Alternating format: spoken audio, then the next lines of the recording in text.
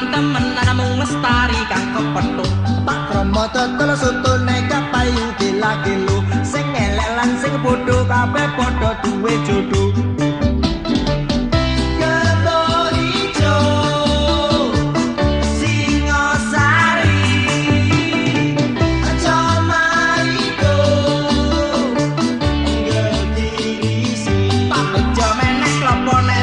dadi Janaka sing awas lan waspada